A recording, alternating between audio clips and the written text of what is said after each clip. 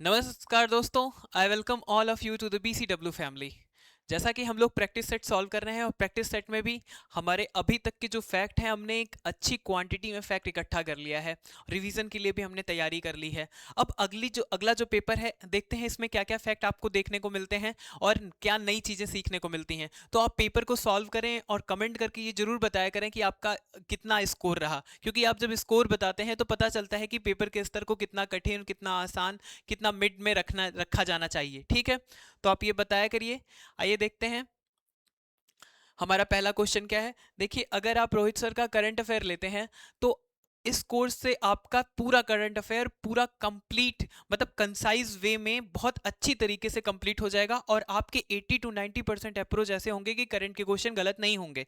तो आप जरूर इसको अवेल करिए और अपने तैयारी को और भी बेहतर बनाइए। ठीक है, आइए देखते हैं। पहला क्वेश्चन है हमारा, पहला क्वेश्चन है, who was the founder of Sankhya philosophy.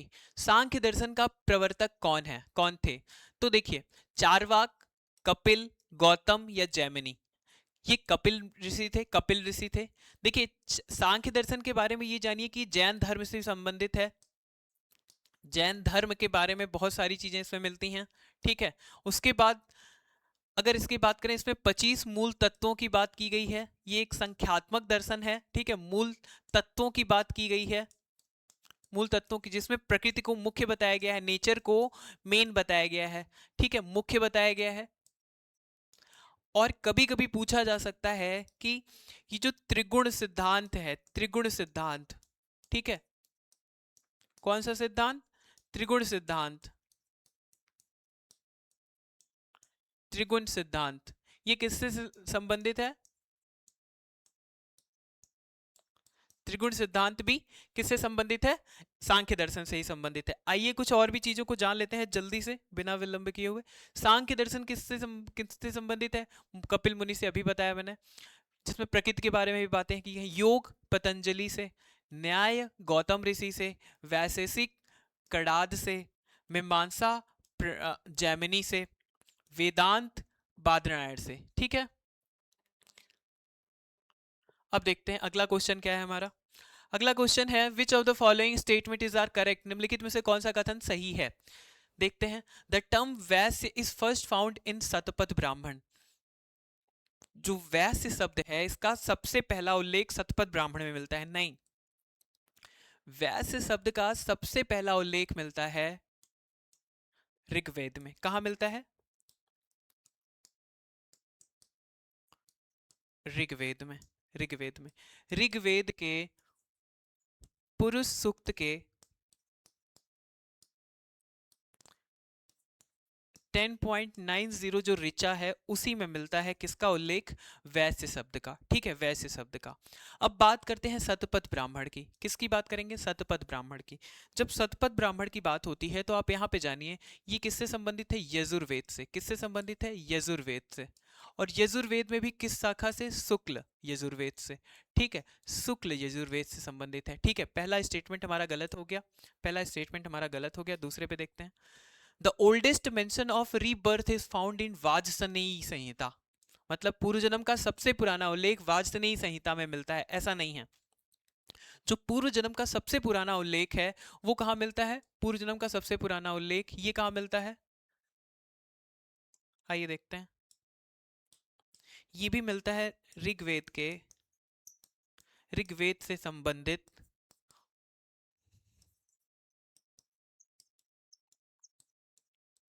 Brihadaranyaka जो ग्रंथ है, उपनिषद है, इससे मिलता है, इससे मिलता है। तो ये वाली बात भी गलत हो गई, ये वाली बात भी गलत हो गई। अब देखते हैं अगला क्या है। अथर्ववेद में मवेशियों की वृद्धि के लिए प्रार्थना की गई। The Atharvaveda contains prayer for increase of cattle. Cattle बिल्कुल की गई थी। ठीक है, जब अथर्ववेद की बात करते हैं, अथर्ववेदा की बात करते हैं, तो इसमें मैजिक,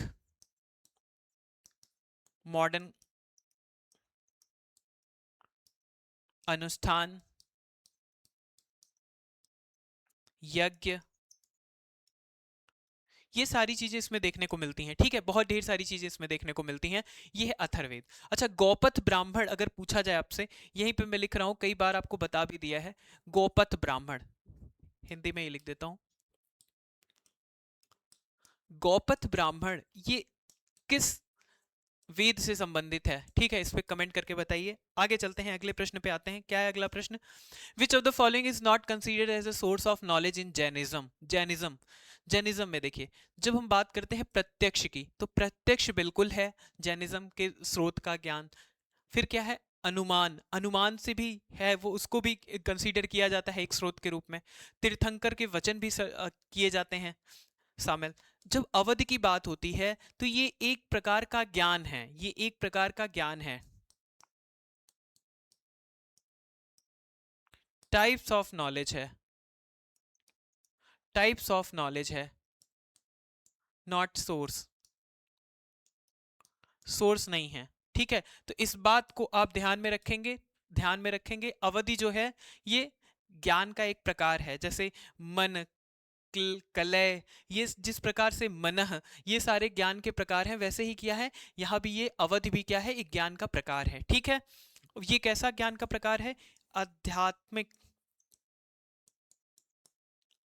अध्यात्म अंकन, आत्म अंकन,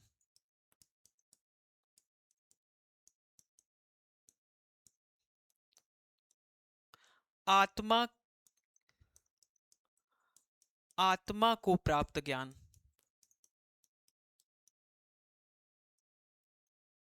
आत्मा को प्राप्त ज्ञान। ठीक है, according to various sources, it is evident that Asoka was initiated into Buddhism by different person. Who among the following was not one who initiated Asoka? विभिन्न स्रोतों के आधार पर इस बात का प्रमाण मिलता है कि अशोका को भिन्न भिन्न लोगों ने क्या किया था?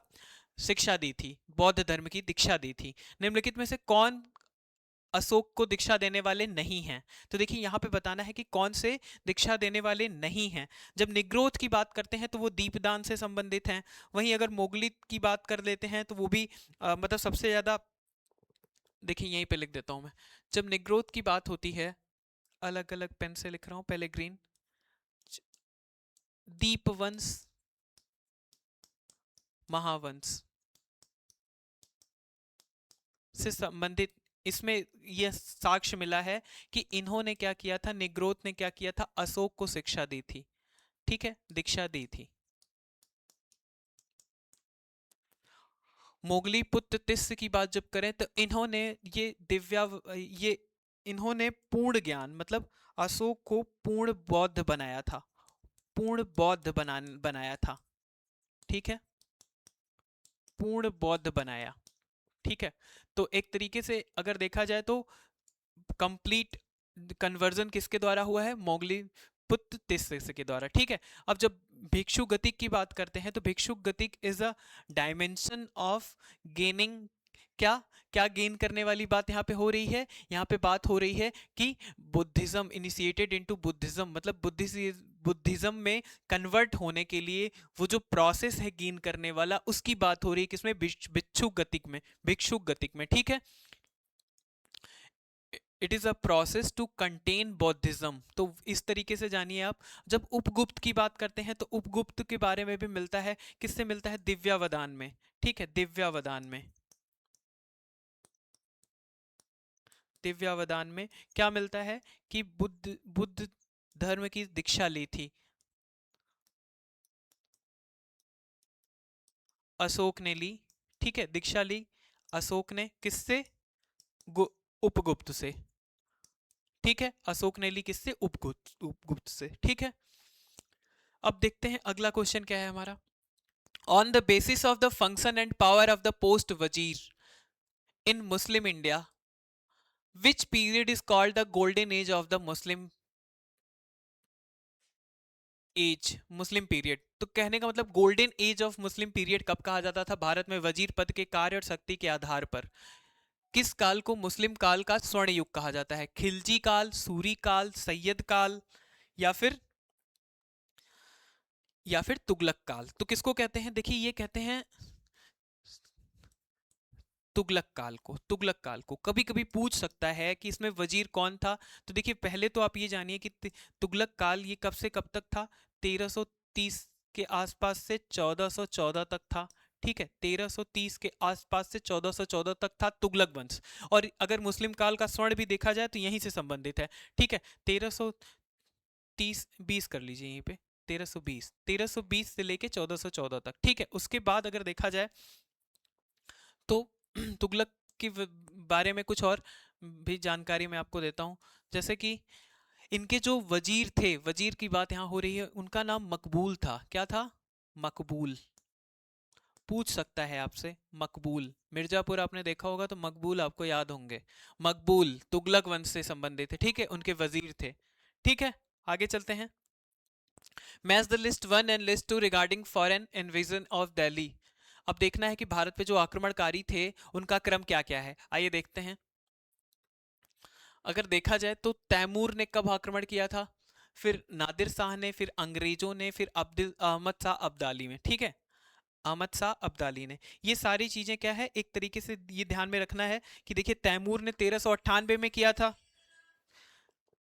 तैमूर ने 1398 में किया था। ठीक है, अहमद शाह अब्दाली ने 1775 में किया था, अंग्रेजों ने 1803 में किया था और नादिर शाह ने 1739 में किया था। ठीक है, अब जो नादिर शाह था यही तो था जिसने मयूर सिंहासन लूट लिया। मयूर सिंहासन लूटने वाला कौन था? नादिर शाह। कौन से ईयर में? 1739, 1739 में। ठीक है, ब्रिटिश 1803 में। दिल्ली की बात हो रही है, दिल्ली की बात। ठीक है, और कहीं की नहीं, दिल्ली की बात हो रही है। ठीक है, दिल्ली पे आक्रमण अहमद शाह अब्दाली ने कब किया था? 1757 में, 1757 में। तो यहाँ पे क्या हो गया? 1 2 एंड 3 4, सी वाला। Who founded the city of Agra? Who founded the city of Agra? Sikandar Lodi. Sikandar Lodi. Lodi वंश में बहलोल लोदी जो थे, बहलोल लोदी, बहलोल लोदी। सबसे ज्यादा शासन अगर किसी ने किया था, सबसे ज्यादा दिन तक शासन में कोई बना रहा, तो वो बहलोल लोदी ही थे। ठीक है, बहलोल लोदी ही थे। लेकिन जब आगरा शहर की स्थापना की बात होती है तो सिकंदर सिकंदर लोदी हैं। कब किया था? 1504 में किया था इन्होंने, लेकिन 1506 में राजधानी बनाई थी। ठीक है, राजधानी बनाई थी। ये बहलोल लोदी। ठीक है, आगे चलते हैं। Which Sufi order did Sheikh Bahauddin Zakariya belong?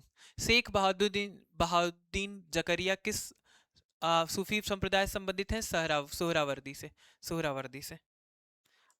आइए कुछ फैक्ट देख लेते हैं।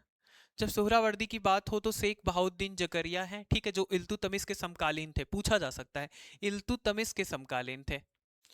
नक्शबंदी की बात करें अगर तो भारत में लाने वाले ख्वाजा बाउद्दीन नक्शबंदी, हालांकि मुख्य संस्थापक कौन थे? केंद्रीय एशिया में थे, लेकिन नक्शबंदी कौन? ख्वाजा बाउद्दीन नक्शबंदी। ठीक है, चिश्ती की बात करें तो चिश्ती कौन था? ख्वाजा मोइनुद्दीन चिश्ती। ठीक है, जैसे और इसके जो संत थे, और ख्वाजा कुतुबुद्दीन बख्तियार काकी, शेख फरुद्दीन गजे सकर और निजामुद्दीन औलिया। फिरदौसी की बात करें तो सुहरावर्दी सिलसिले की एक शाखा है जो शेख सरफुद्दीन याहया मनेरी ने क्या किया है, इसका इसको लेकर चले हैं, मतलब इसके प्रमुख वो रहे हैं।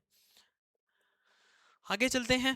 नौवां क्वेश्चन यहाँ पे देखते हैं क्या है, नाइन्थ वाला। Consider the following statement. क्या है? The present form of the Sarnath stupa, also known as the Dhamek stupa, was constructed by Gupta ruler. Sarnath stupa, जिसे धमेक स्तूप के रूप में भी जाना जाता है, के वर्तमान स्वरूप का निर्माण गुप्त शासकों द्वारा कराया गया था। बिल्कुल, पहले तो 250 बीसी में के आसपास किसके द्वारा कराया गया था? अशोक के द्वारा।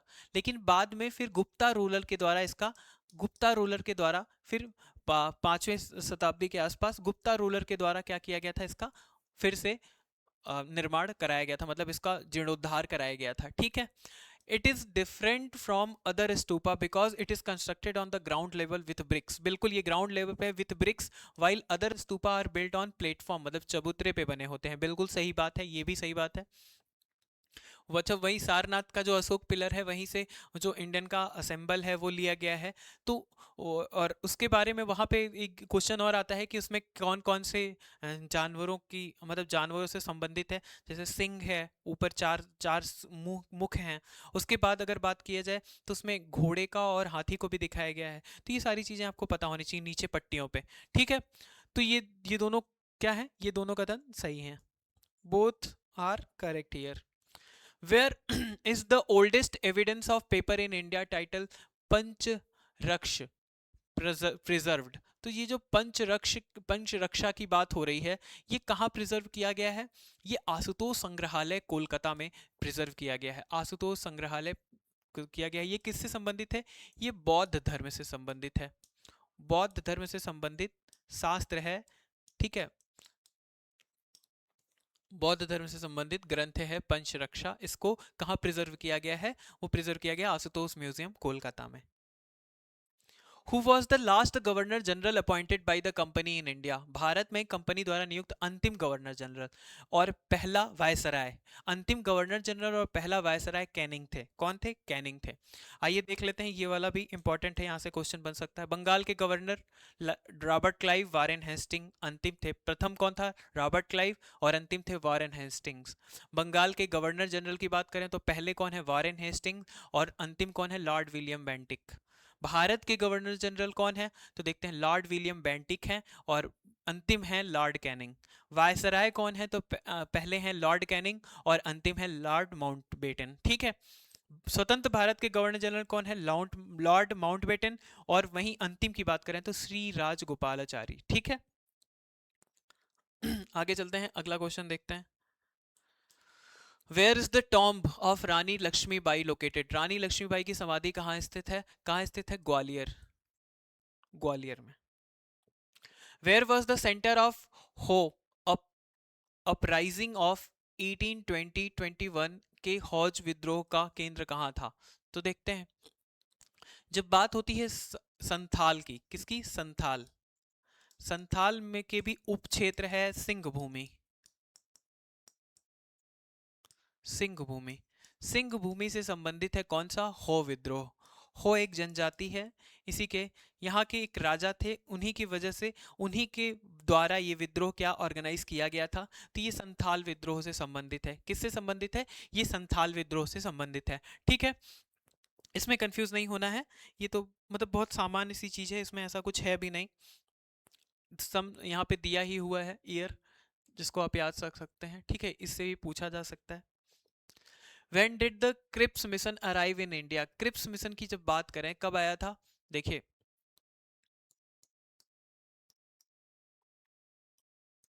भारत में 22 से 23 मार्च, वैसे 22 मार्च रहता है लेकिन यहाँ पे ऑप्शन में नहीं है, इसलिए मैं बता रहा हूँ। 22 से 23 मार्च, 22 मार्च आप यहाँ पे लिख सकते हैं। 22 कर लीजिए, 23 कर लीजिए, कोई ऐसी बहुत बड़ी दिक्कत नहीं है। 22 मार्च 1942 को आया था। अच्छा, फेल क्यों हो गया? आप सभी को पता होगा, फेल इसलिए हो गया क्योंकि ये तुरंत तत्काल मतलब इंस्टेंट क्या कर रहे थे? भारत को फ्री नहीं कर रहे थे, इसलिए मतलब कि पूरे तरीके से डेमोक्रेटिक तरीके से स्वतंत्रता नहीं मिल रही थी भारत को। और किस लिए आया था? क्रिप्स मिशन आने का सबसे बड़ा कारण था कि वर्ल्ड वॉर 2 स्टार्ट हो गया था, और इंग्लैंड को हमारी क्या मतलब इंडियंस को उसमें पार्टिसिपेशन चाहिए था, इंडियंस का पार्टिसिपेशन चाहिए था, जो कि हम देने को तैयार नहीं थे। फिर उसके बाद वर्धा समिति हुई। ठीक है, वर्धा वर्धा में एक मतलब वहाँ पे एक बैठक हुई जहाँ पे ये डिसाइड हुआ कि अगर आप डेमोक्रेटिक लड़ाई चाहते हैं तो आपको हमको भी डेमोक्रेटिक फ्रीडम देनी पड़ेगी। तब जाके लास्ट में क्या हुआ, उसके बाद फिर कहीं ना कहीं क्रिप्स मिशन के बाद ही ये मतलब एक वो बन पाया जिससे कॉन्स्टिट्यूएंट असेंबली का गठन किया जाना है, और फिर उसके बाद डोमिनियन स्टेट की बात कही गई। तो ये किसकी वजह से हुआ था? ये किसकी वजह से हुआ था? ये जो वर्धा बैठक थी, यहाँ सिटिंग, इसके द्वारा ही ये डिसाइड हो पाया था। और कहीं ना कहीं क्रिप्स मिशन और इसके जो ये वर्ल्ड वॉर 2 में पार्टिसिपेशन की बात चल रही थी, इसकी वजह से इतने बड़े इनिशिएटिव स्टार्ट हो पाए। ठीक है, और भारत को फ्री कर किए जाने की बात होने लग गई। ठीक है, तो ये किससे रिलेटेड है? ये 22 मार्च 1942 से रिलेटेड है। ठीक है, where was the Hindu Mahasabha establish at the national level in April 1915? Haridwar में। हरिद्वार में। हरिद्वार में हुआ था, ठीक है। नंदी, नंदी जी इसके क्या थे? अध्यक्ष थे। इनकी ही अध्यक्षता में इसका गठन किया गया था। अच्छा, मदन मोहन मालवीय जी भी उपस्थित थे। मदन मोहन मालवीय जी भी उपस्थित थे, ठीक है। कहाँ पे? हरिद्वार में। द टर्म तवान शब्द संबंधित है।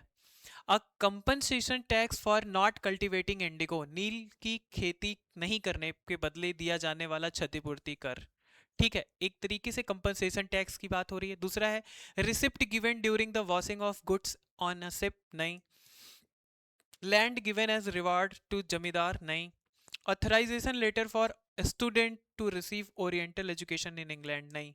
ये रिलेटेड था कंपनसेशन टैक्स से। अगर आप नील की खेती कर रहे हैं तो ठीक है, तो जो टैक्स लगेगा, जो आप दे रहे हैं कर, वो तो ठीक है, लगान दे रहे हैं। जब आप तवान की बात तब होती है, तवान संबंधित है जब आप नील की खेती नहीं कर रहे हैं, तब आप जो कंपनसेशन टैक्स देंगे उसके बारे में यहाँ पे बात हो रही है, ठीक है। और नील की खेती इसी से आप देख सकते हैं 1859, 1917 चंपारण, और यहाँ पे नील विद्रोह, चंपारण। तो ये सारी किससे संबंधित रहा है? कहीं ना कहीं तवान की वजह से ही ये सारी चीजें हुई हैं, ठीक है। तवान की वजह से ही ये विद्रोह हुए हुए हैं, ठीक है। हु फाउंडेड द सत्य शोधक समाज? सत्य शोधक समाज की स्थापना किसने की? ज्योतिबा फुले। ज्योतिबा फुले, ठीक है। किसने की थी? ज्योतिबा फुले। अच्छा, ये क्वेश्चन पूछा जा सकता है कि किससे किससे संबंधित रहे हैं। मतलब अगर ज्योतिबा फुले ने किया है ये तो कर दिया, लेकिन किससे किससे संबंधित रहे? तो देखिए, इसमें वुमेन की भी बात आती है, एससी एसटी की भी बात आती है, ठीक है, मतलब दलित की भी बात आती है। ऐसे कर देते हैं,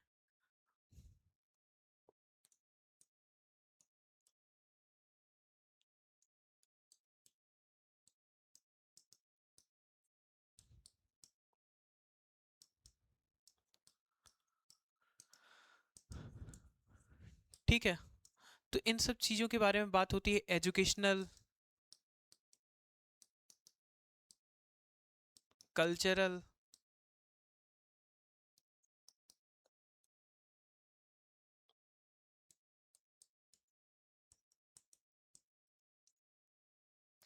तो इन सब के बारे में बात होती है। अच्छा, कब हुआ था, कब किया गया था? तो 24 सितंबर 1873 को, ठीक है, किया गया था। कंफ्यूजन तो नहीं होगी? आगे चलते हैं। Who is associated with ring fence policy? Ring fence policy, सुरक्षा प्रकोष्ठ नीति, निम्नलिखित में से किससे संबंधित है? अब आपको बताना है ये जो सुरक्षा प्रकोष्ठ नीति है ये किससे संबंधित है। आइए देखते हैं किससे संबंधित है। यहाँ जान लीजिए आप, वारेन हस्टिंग से है।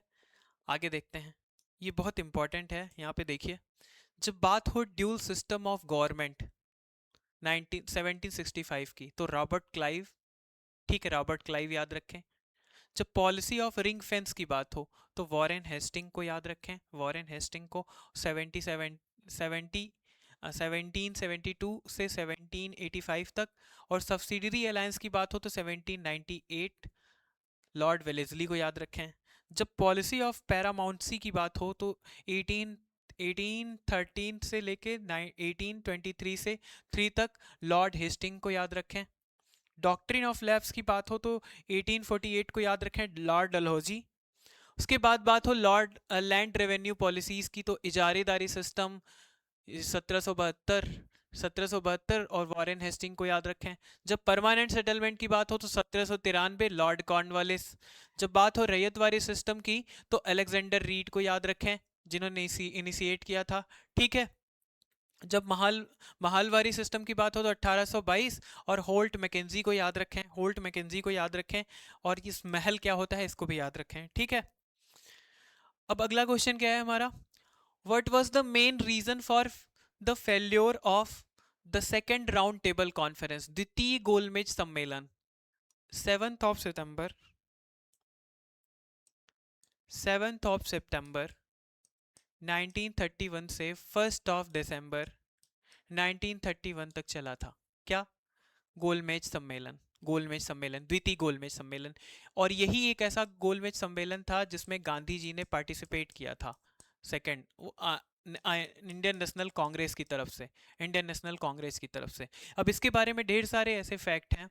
तो यहाँ पे क्या हुआ था? सांप्रदायिक प्रतिनिधित्व, जो कम्युनल रिप्रेजेंटेशन था, मतलब क्या था, सेपरेट इलेक्टोरल की जो बात चल रही थी, उसी की वजह से ये क्या हो गया, ये असफल हो गया, असफल हो गया। अच्छा, एक बात और याद रखिए, गांधी जी कौन से शिप से गए थे? तो वो था एसएस राजपुताना। पूछा जा सकता है, एसएस राजपुताना। एसएस राजपुताना से गए थे गांधी जी। उसके बाद मदन मोहन मालवीय,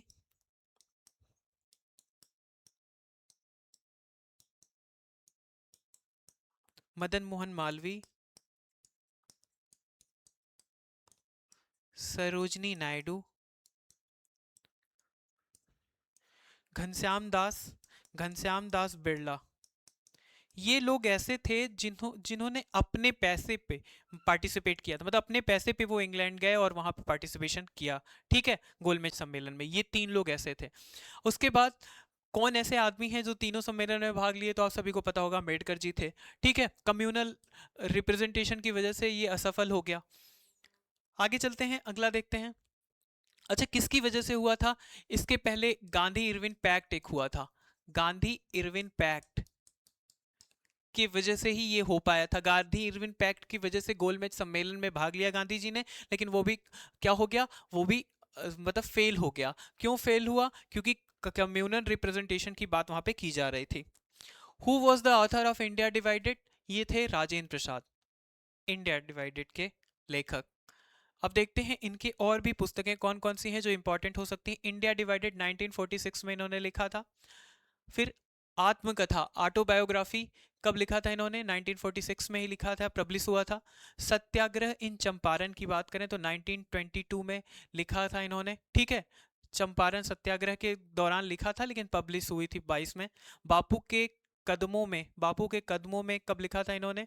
1948 1954 के आसपास इन्होंने लिखा था। In the footstep of Mahatma Gandhi, Mahatma Gandhi and Bihar, some reminiscence. ठीक है, तो ये जो भी रेमिनिसेंस की बात यहाँ पे हो रही, focus on Gandhi effect impact on Bihar, तो ये सब किससे रिलेटेड है? ये सब राजेंद्र प्रसाद से है, जो हमारे भारत के पहले राष्ट्रपति रहे हैं। अच्छा देखिए, अब अगला पड़ाव जो यहाँ पे शुरू हो रहा है वो करंट अफेयर से स्टार्ट हो रहा है। किससे? करंट अफेयर से। तो करंट अफेयर को अच्छे से मेकअप करते हुए आगे बढ़ना है। ठीक है, और अगर आप ये कोर्स लेते हैं तो आप बड़े ही आसानी से सारे क्वेश्चंस को अटेम्प्ट करते हुए आगे बढ़ते रहेंगे। ठीक है, आइए देखते हैं।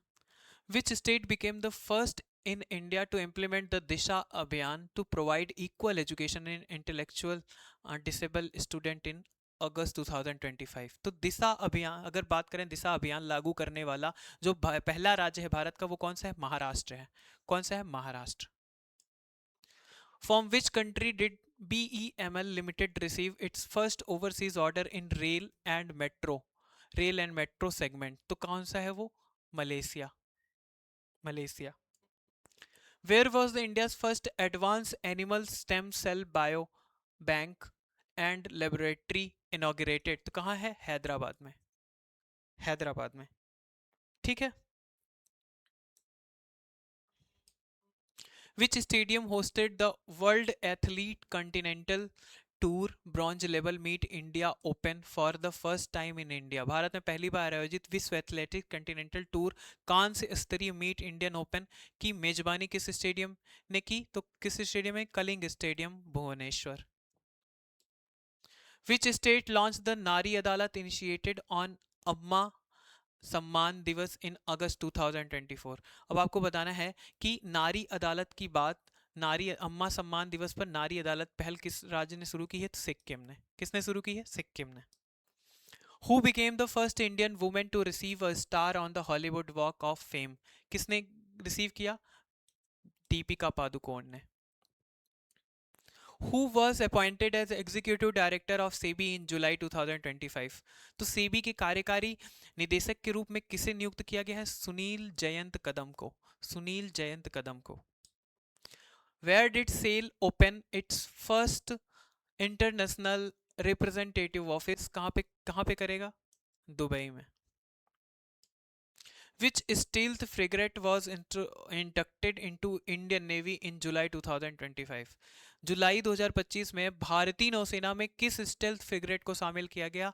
आईएनएस उदयगिरी. किसको शामिल किया गया? आईएनएस उदयगिरी को. Where was first national conference of urban local bodies inaugurated in June 2025? शहरी स्थानीय निकायों के पहले राष्ट्रीय सम्मेलन का उद्घाटन कहाँ किया गया है? गुरुग्राम में. गुरुग्राम हरियाणा में.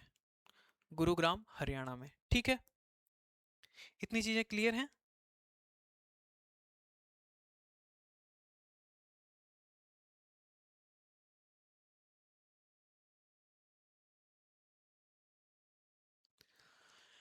ठीक है, आगे चलते हैं. In which year will India conduct its first digital census including caste enumeration? तो भारत में पहली डिजिटल जो गणना है, जो पहली डिजिटल जनगणना है, वो कब की जाएगी? 2027 में. कितने ऐसे राज्य हैं जहां पे पहले किया जाएगा और कितने ऐसे राज्य हैं जहां बाद में किया जाएगा? बताइएगा. पर्वतीय राज्यों में कब किया जाएगा? What new name was given to India and England test series? तो क्या दिया गया है? Tendulkar Anderson trophy. Which e-commerce company receive an NBFC license from RBI? Flipkart. Flipkart.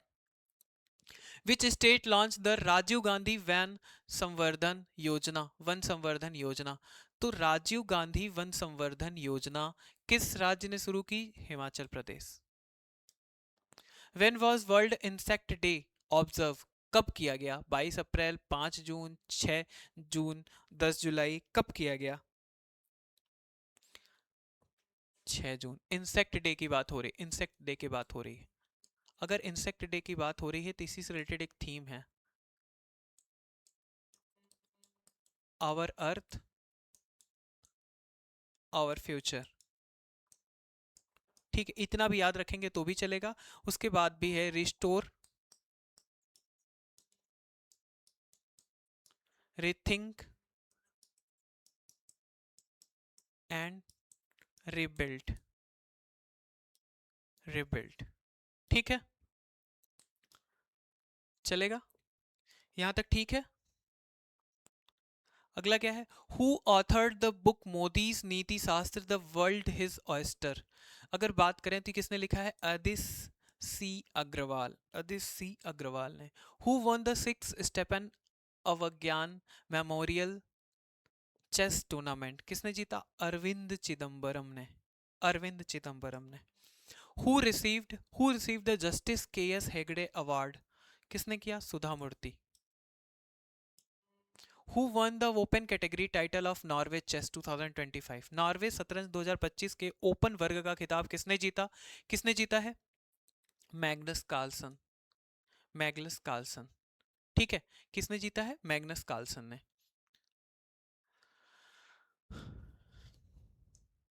Who was appointed as the part-time member of 16 finance commission? ती अंशकालिक सदस्य के रूप में किसे लिया गया है?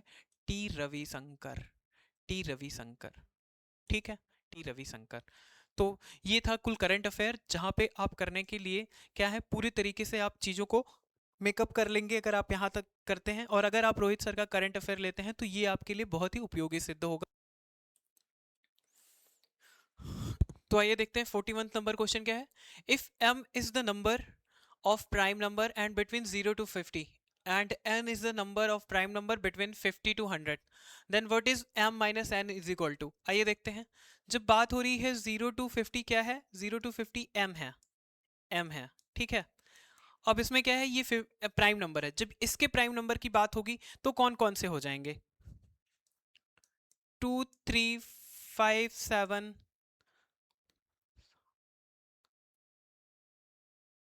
11 13 17 19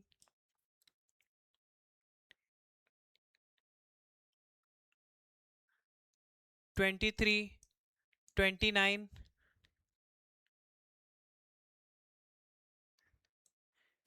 31 37 41 43, 47, ये टोटल 15 नंबर ऐसे हैं जो प्राइम नंबर हैं m। अब n की बात अगर करें जो कि क्या है 50 टू 100, 50 टू 100। अब जब 50 टू 100 की बात करेंगे देखते हैं कितने प्राइम नंबर हैं 50 टू 100 के लिए। 50 टू 100 के लिए आइए देख लेते हैं। जब बात करते हैं इसकी तो कौन कौन से प्राइम नंबर हो जाएंगे 53,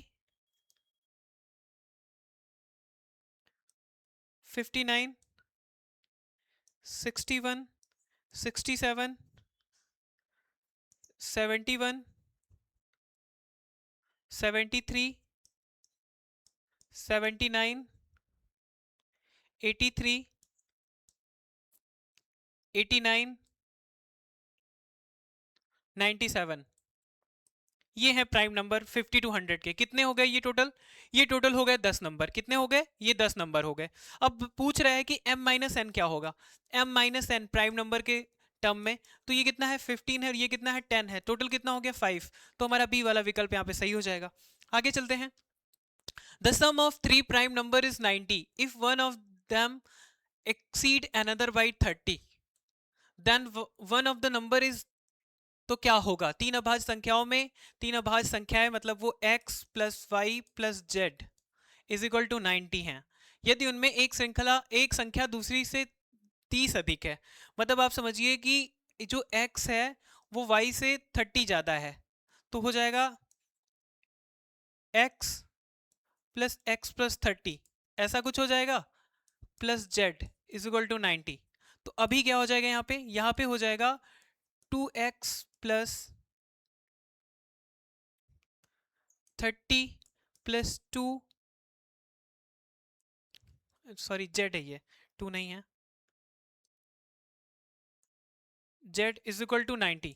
तो यहाँ पे क्या हो जाएगा यहाँ पे हो जाएगा 2x plus z is equal to 60। ठीक है 60 हो जाएगा। अब अगर यहीं पे बात करें जेड क्या हो जाएगा, तो आप इसको देख सकते हैं एक ये फॉर्मूला हो गया आपके पास। ठीक है एक ये फॉर्मूला हो गया। अब यहाँ पे बात कर लेते हैं अगर ये 90 है, अगर ये 90 है तो क्या हो जाएगा अगर 41 होता, 41 होता और 30 इससे ज्यादा होता, मतलब एक संख्या अगर 40 होती 41 और दूसरी इससे 30 कम होती तो यहाँ पे कितना आ जाता 11 आ जाता। अब 41 और 11 अगर हो भी जाए तो यहाँ पे कितना हो जाएगा 2 और 415। तो दूसरी वाली जो दूसरा वाला नंबर आएगा वो कितना आ जाएगा, वो ज्यादा आ जा रहा है यहाँ से। तो इससे में क्या हो रहा है वो प्राइम नंबर नहीं होगा, तो 41 वाला कैंसिल हो गया। अब बात करते हैं 67 की। ये देखिए ऑप्शन से निकाल रहे हैं, अभी इससे भी कहेंगे तो इससे भी निकाल देंगे। अब 67 की बात कर लें तो 67 में अगर 30 माइनस भी कर दें और ऐड करेंगे तो वो 90 से ज्यादा हो जाएगा, तो ये भी नहीं होगा। अब 47 की बात करते हैं।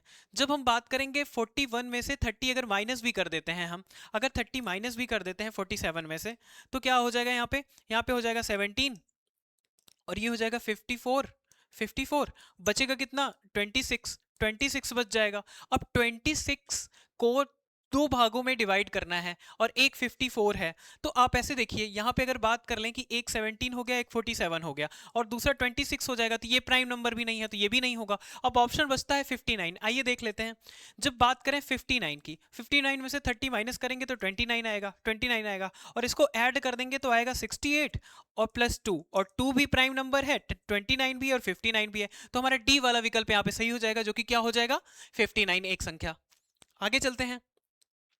X Y z are prime number such that x plus y plus z is equal to 38। ठीक है what is the maximum value of x. अब एक्स की मैक्सिमम वैल्यू के लिए यहाँ पे वाई जेड की वैल्यू कम होनी पड़ेगी, क्योंकि अगर ये तीनों प्राइम नंबर हैं और एक्स की मैक्सिमम वैल्यू चाहिए तो y और z मिनिमम होने चाहिए। तो मतलब क्या हो जाएगा x प्लस, अब यहाँ पे जो y z है, y और z है, इसके वैल्यू को सबसे कम वाला जो है हमारा प्राइम नंबर वो लेंगे। मान लीजिए 2 और 3 ले लेते हैं तो क्या हो जाएगा 2 प्लस 3 इज इक्वल टू 38।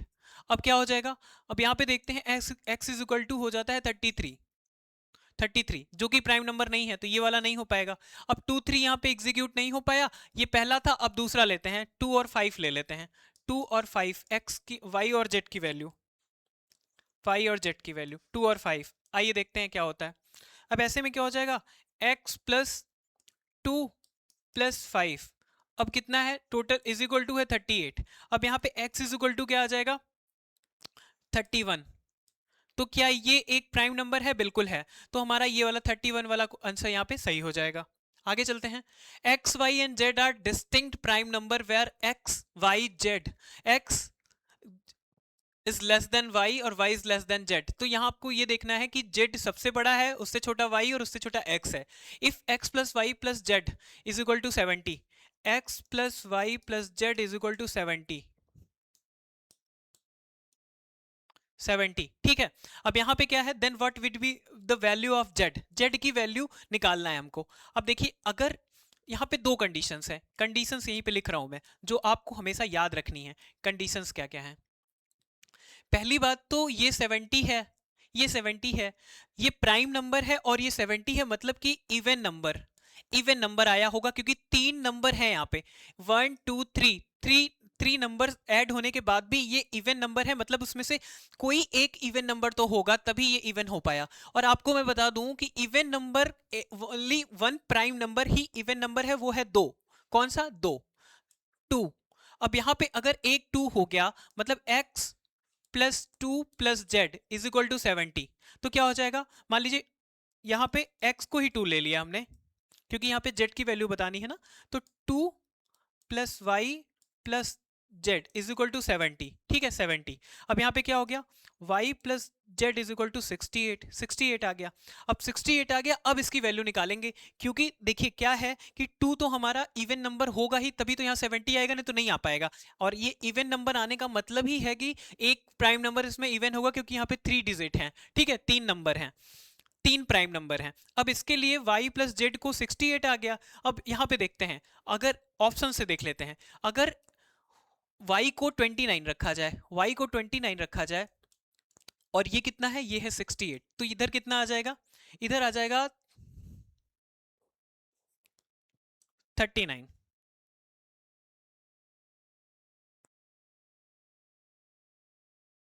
ठीक है 39 आ जाएगा। जो कि ये 39 प्राइम नंबर नहीं है तो ये नहीं होगा, ठीक है, पहला ऑप्शन कट हो गया, ये नहीं है। 43 को देखते हैं, 43 को देखते हैं। अब 43 को देखते हैं, 43 क्या है, या इसको ऐसे ही रहने देते हैं आपके जानकारी के लिए, ये नहीं है। दूसरा देखते हैं, 43 को देखते हैं।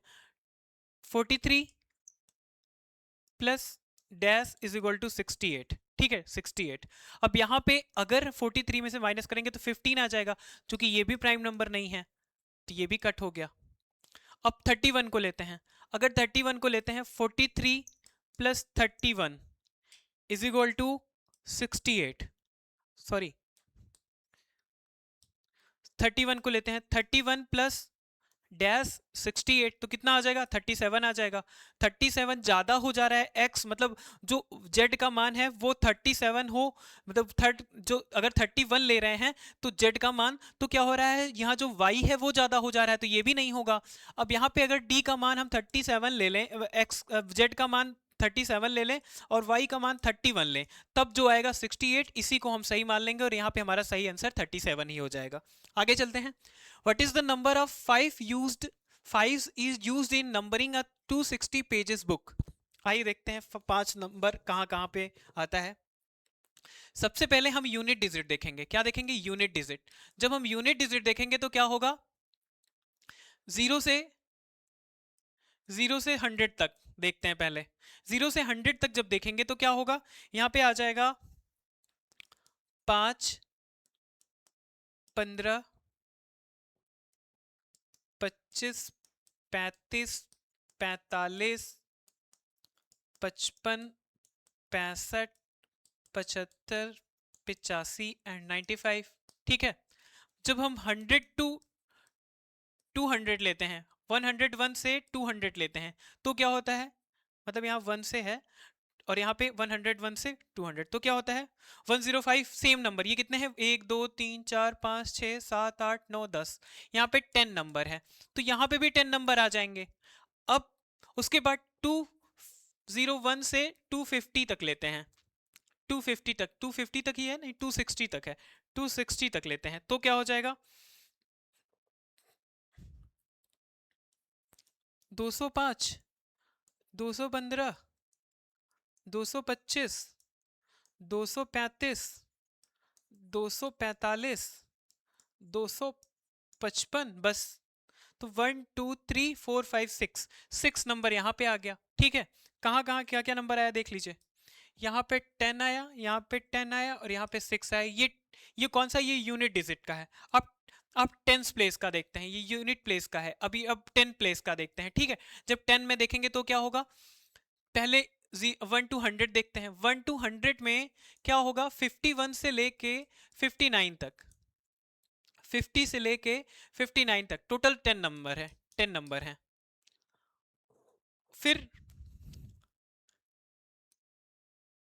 101 से लेके 200 तक कितने हैं, 200 तक कितने हैं टोटल,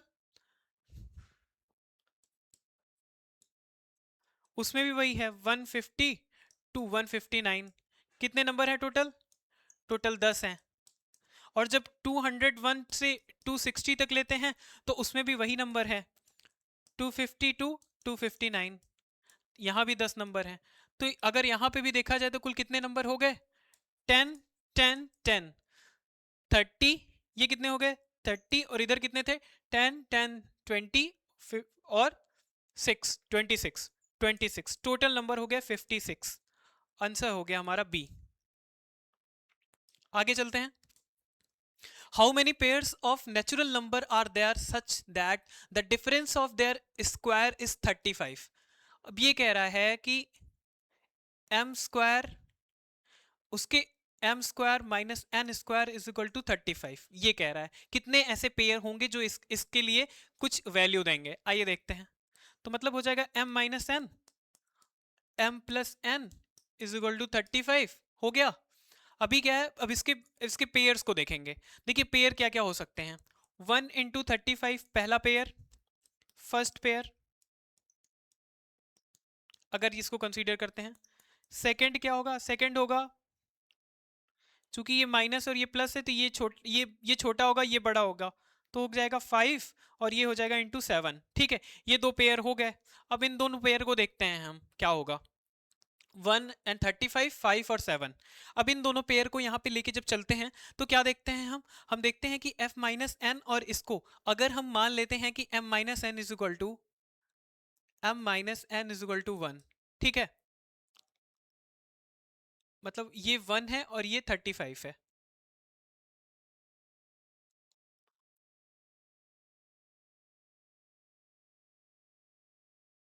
तो क्या हो जाएगा, m minus n is equal to 1 और m plus n is equal to 35। अब दोनों को ऐड कर दें तो क्या हो जाएगा, अगर दोनों को अलग अलग ऐड कर देते हैं, इनको अलग अलग इक्वेशन बना के जब ऐड कर देते हैं तो क्या हो जाएगा, 2m is equal to 2m is equal to क्या आ जाएगा,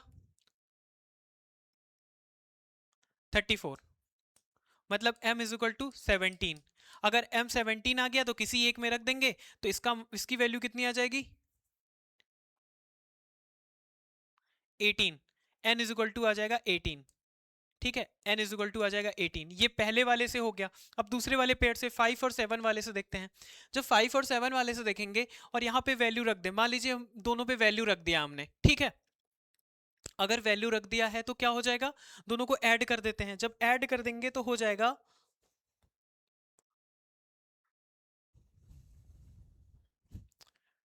2m इज इक्वल टू 12, तो m इज इक्वल टू 6 और m इज इक्वल टू 6 तो n is equal to 1, n is equal to 1। अब देखिए इसी से हो गया हमारा कि एक तो हमारा पेयर 17 18 आ गया और दूसरा 6 और 1 आ गया, तो हमारे कितने पेयर हो गए, दो पेयर हो गए। ठीक है, आगे चलते हैं। Total number of factor of 62 की पावर, यहां पे लिखता हूं 62 की पावर 3 माइनस 54 की पावर 3 माइनस 8 की पावर 3। अब बताना है कि इसके गुणनखंड की कुल संख्या कितनी होगी। आइए देख लेते हैं कितने फैक्टर्स होंगे इसके। देखिए इसको देख के आपको कोई फार्मूला याद आ रहा है, ए cube minus B cube minus C cube, ठीक है, minus 3abc is equal to क्या होता है, एक ब्रैकेट में A square plus B square plus C square minus A B minus B C minus C A. ये फार्मूला होता है, ठीक है, ये फार्मूला होता है।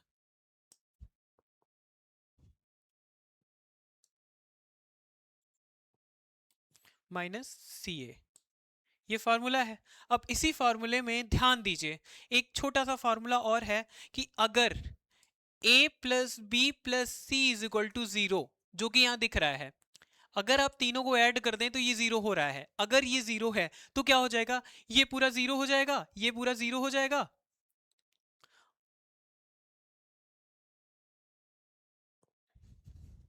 यहां आगे होता है a प्लस बी प्लस सी, ठीक है, a प्लस बी प्लस सी, फिर इन ब्रैकेट ये इतना होता है। एक मिनट, थोड़ी सी गलती यहाँ पे मैंने कर दी, मैं इसको थोड़ा क्लियर कर देता हूँ, नहीं तो कंफ्यूजन रह जाएगी।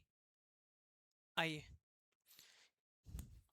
a cube plus b cube plus c cube is equal to क्या होता है, a यहाँ पे plus 3abc is equal to होता है a plus B plus C, दूसरे ब्रैकेट में A square plus B square plus C square minus A B minus B C minus C A, ठीक है, ये है पूरा फॉर्मूला, ये है पूरा फॉर्मूला। अब इसमें अगर a plus B plus c is equal to zero हो जाए तो ये वाला पूरा टर्म जीरो हो जाएगा, बचेगा कितना, यहाँ पे माइनस है, ये माइनस है, प्लस नहीं है। ए cube plus b cube plus c cube is equal to 3abc, 3abc, ठीक है, 3abc हो जाएगा। अब ये जो 3abc है, इसी को यहाँ, इसी की वैल्यू यहाँ, इस यहाँ के हिसाब से रख देंगे। आइए देखते हैं कितनी वैल्यू होगी। अगर यहाँ के हिसाब से देखा जाए तो यहाँ की वैल्यू हो जाएगी 3 इंटू 62 इंटू 54 इंटू 8, ये हो जाएगा। अब आइए इसको देख लेते हैं। अब इसको फैक्टर, इसका फैक्टर कर लेते हैं। 3 तो है ही है, इंटू 62 की बात जब करें तो हो जाएगा 31 इंटू 2, और 54 की बात करें तो यहाँ पे हो जाएगा 27 इंटू 2, फिर जब 8 की बात करें तो 2 की पावर 3। अब इसको और भी सॉल्व कर लेते हैं। अगर इसको और भी सॉल्व कर लेते हैं तो यहाँ पे हो जाएगा 3 इंटू 31 इंटू 2 इंटू 3 की पावर 3 इंटू 2 की पावर 4। अब यहाँ पे हो जाएगा 2 की पावर 5 इंटू 3 की पावर 4 इंटू 31, टोटल हो गया। अब इसका अगर फैक्टर निकालते हैं तो इसका फैक्टर क्या हो जाएगा, इसका फैक्टर हो जाता है, ज्यादा कुछ नहीं होगा, यहाँ पे हो जाएगा, ये जो ऊपर पावर दी हुई है इसी का मल्टीप्लाई होता है एक एक ऐड करके। 5 का यहाँ 6 जो पावर है यहाँ पे वो 6, और 4 की पावर यहाँ आ जाएगी, क्या आ जाएगा 5 इंटू यहाँ 1 है पावर तो यहाँ का हो जाएगा 2, तो कितना हो जाएगा 6 5 30 इंटू 2 60, 60, तो यहाँ पे हो जाएगा 60। थोड़ा सा लेंदी मैंने बताया है लेकिन समझिए 60 इसके गुणनखंड की संख्या होगी, फैक्टर की वैल्यू, ठीक है। आगे आते हैं। Consider the number n is equal to n की पावर सॉरी 12 की पावर 6 इंटू 10 की पावर 8 इंटू 5 की power 3, which of the following statement is are correct. आइए पहले इसका फैक्टर देख लेते हैं। जब 12 है तो क्या हो जाएगा 2 का स्क्वायर इंटू 3 की पावर 6, ठीक है, ये क्या हो गया, एक हो गया। फिर हो गया 3 की पावर 8 इंटू 5 की पावर 3। अब यहाँ पे और सॉल्व कर लेते हैं तो हो जाएगा 2 की पावर 12 इंटू 3 की पावर 14, ये 6 और प्लस 8 इंटू 5 की पावर 3। अब अगर आप देखेंगे, जब बात करते हैं हम यहाँ पे, देखिए एक ही क्वेश्चन में सारे टाइप के यहाँ पे फैक्टर हैं। जब हम इवन ऑड फैक्टर की बात करते हैं तो ऑड फैक्टर का मतलब होता है जो इवन नंबर है इसके पावर को हम छोड़ देंगे, ठीक है। अगर हम पहले ये 2 के पावर को छोड़ दें तो कितना हो जाएगा, यहाँ पे कितना हो जाएगा, इसमें 14 में एक ऐड हो जाएगा और 3 में एक ऐड हो जाएगा और मल्टीप्लाई हो जाएगा, मतलब 15 इंटू 4 इज इक्वल टू 60। अगर आप ऑड फैक्टर देखने जाएंगे तो इसका नंबर 60 होगा, ये बिल्कुल सही है।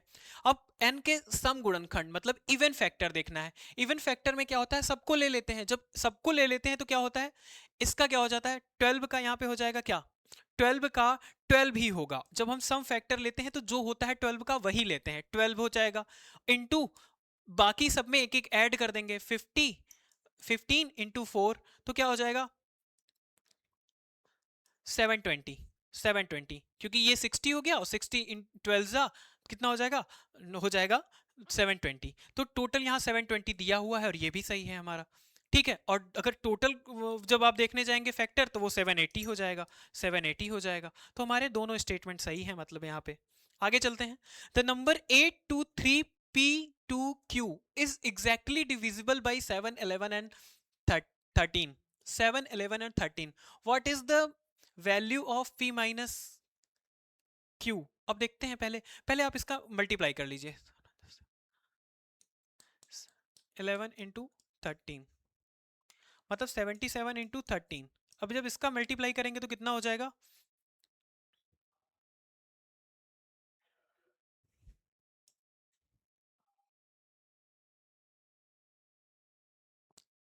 इसका एलसीएम ले लीजिए आप।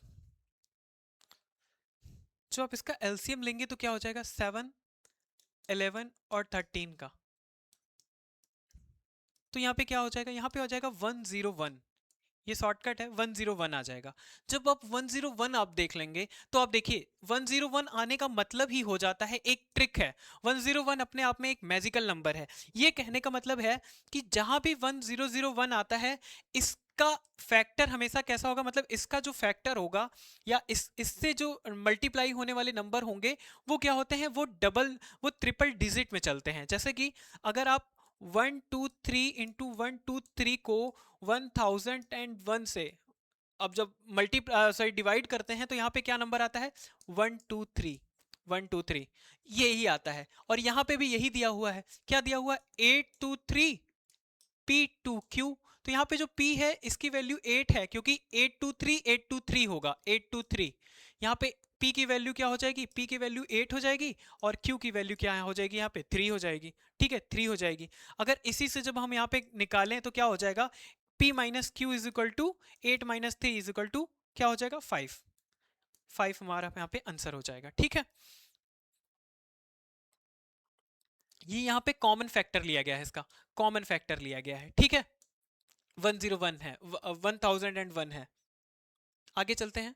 How many 5 digit numbers of the g from x x x is are divisible by 33? देखिए अब यहाँ पे पूछ रहा है x x x x x.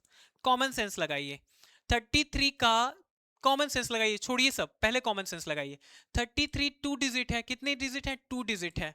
तो ये जब डिविजिबल होगी तो किसके लिए डिविजिबल होगा? वो 6 डिजिट के लिए। 6 सेम डिजिट के लिए वो डिविजिबल होगा, क्योंकि वो 2 सेम डिजिट है। 6 सेम डिजिट के लिए डिविजिबल होगा। अगर 6 सेम डिजिट नहीं है तो वो डिविजिबल नहीं होगा। या तो ऐसा होता है x x y x x, तब तो ये डिविजिबल था, क्योंकि ये इसका फार्मूला डायरेक्ट फार्मूला होता है। अगर ये होता तो डायरेक्ट डिविजिबल था। अगर ऐसा नहीं है तो ये डिविजिबल नहीं होगा। इस बात को ध्यान ध्यान में रखेंगे आप सभी। जैसे कि अच्छा क्यों नहीं है, ये इसको भी कैलकुलेट करके बता देता हूं। आप मानिए कि 33 से डिविजिबल होने का मतलब क्या है? 3 से और 11 से डिविजिबल होना।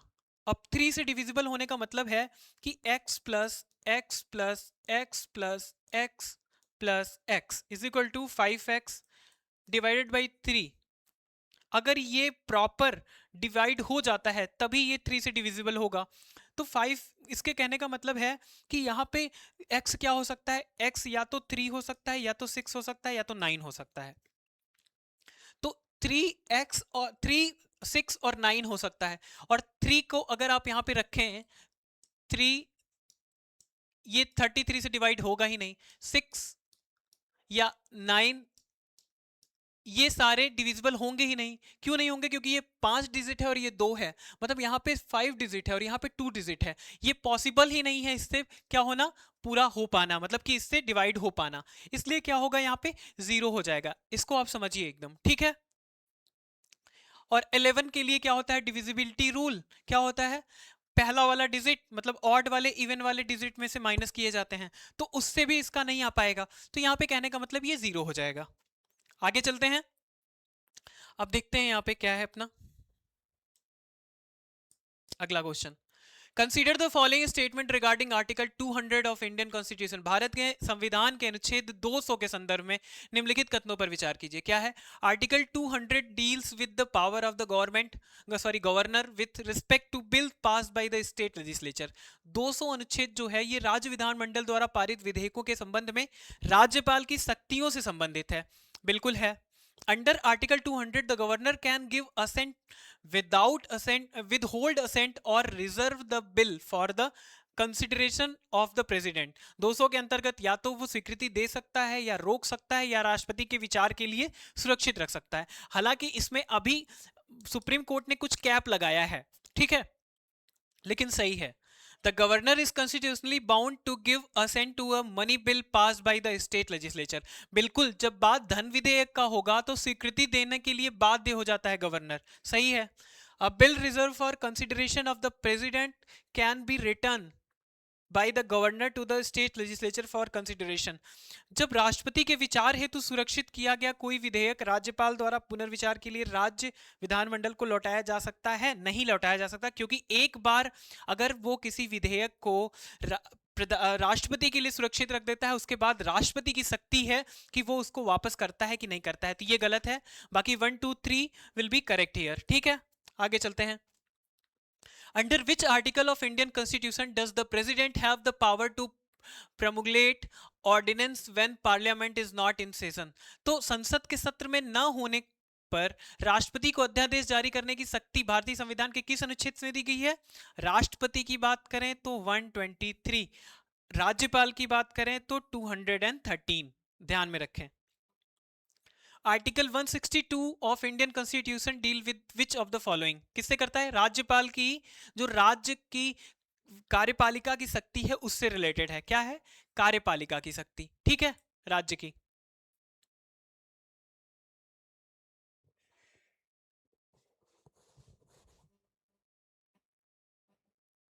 आगे चलते हैं।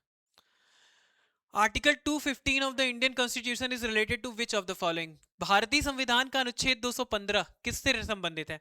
ये उच्च न्यायालय को एक अभिलेख न्यायालय बताता है, high court as a court of record. और यहीं अगर सुप्रीम कोर्ट की बात करते तो सुप्रीम कोर्ट किस में आ जाता है? आर्टिकल 129 में आ जाता है। आर्टिकल 129 में आ जाता है। The Sarkaria commission was appointed to examine which of the following? ये स्टेट और सेंटर रिलेशन के लिए क्या किया गया था? गठित किया गया था, ठीक है, स्टेट सेंटर स्टेट रिलेशनशिप के लिए, ठीक है। अच्छा, एक बात और, इन्होंने कुल 247 सिफारिशें दी थी, ठीक है, इसको ध्यान में रखें। The salary and allowance of the controller and auditor general of India under Article 143 are charged upon which fund? तो देखिए, ये भारत की संचयी निधि पे ही क्या होती है? भारित होती है। तो क्या होती है? ये चार्ज होती है किस पे? कंसिडरेटेड फंड ऑफ इंडिया पे। किस में दिया हुआ है? 148(3) में दिया हुआ है ये बात, ठीक है। सीएजी की मतलब इसका अपॉइंटमेंट कौन करता है? प्रेसिडेंट करते हैं। और 6 वर्ष या 65 ईयर तक ये अपने पद पे बने रहते हैं। इनको हटाने के लिए वही प्रक्रिया उपयोग में लाई जाती है जो सुप्रीम कोर्ट के न्यायाधीश को हटाने के लिए लाई जाती है, ठीक है। Under which article of Indian constitution high court for national capital territory of Delhi provided? तो कौन से में है?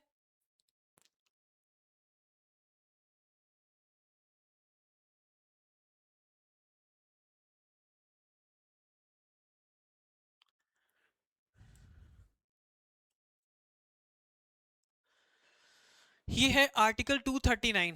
अच्छा, यहाँ पे संचित consolidated fund, contingency fund, public account India,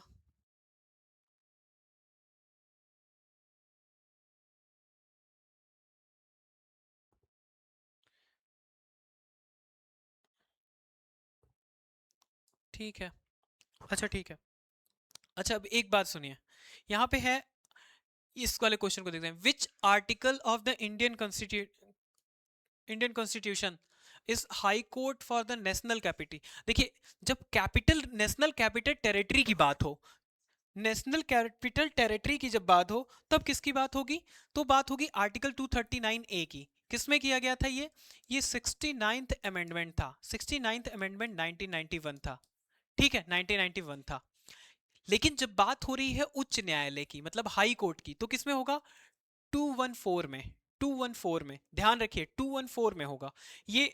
अगर कैपिटल रीजन की बात हो रही है कि दिल्ली कैसे घोषित की गई थी, इसकी बात तो ये किसमें है, 239 ए में है कि इसको इसमें डाला गया है। लेकिन जब हाई कोर्ट की बात की जाएगी तो 214 में होगा, ठीक है।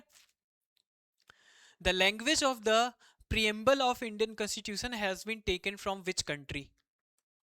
प्रियम्बल का प्रस्तावना की भाषा किस देश से ली गई, प्रस्तावना किससे ली गई, ये विचार ये तो लिया गया है यूएसए से, लेकिन इसकी भाषा ऑस्ट्रेलिया से ली गई है।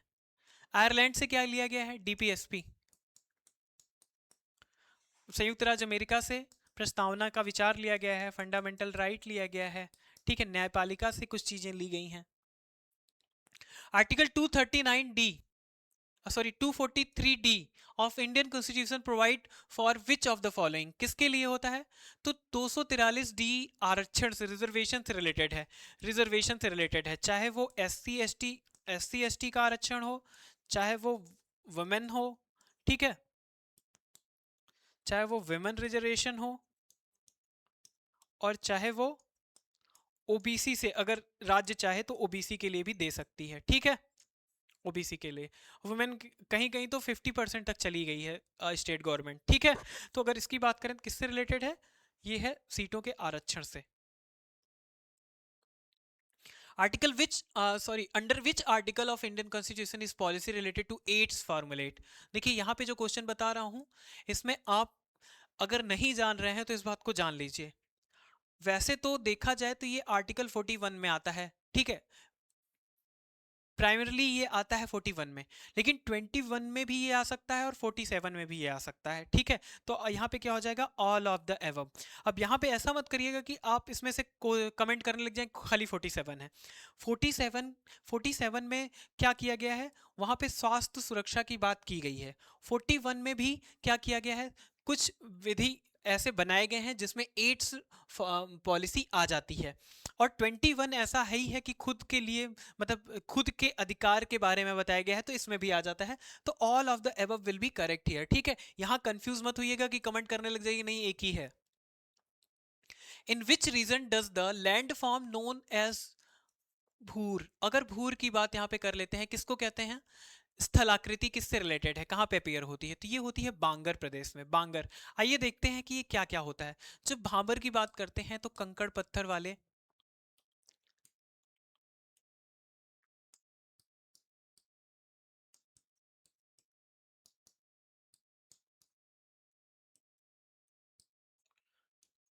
क्वार्ट बेस्ड सॉइल जो होता है, ठीक है, कंकड़ वाले, पत्थर वाले।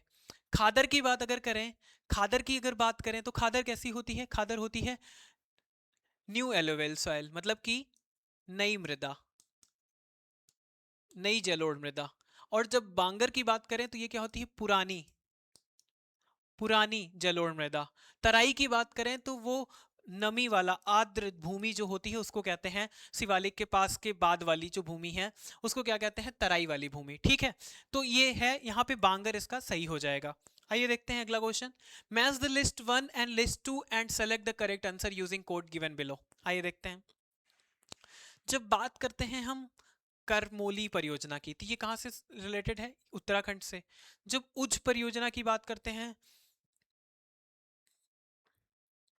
उच्च परियोजना कहाँ से रिलेटेड है, ये रिलेटेड है जम्मू कश्मीर से।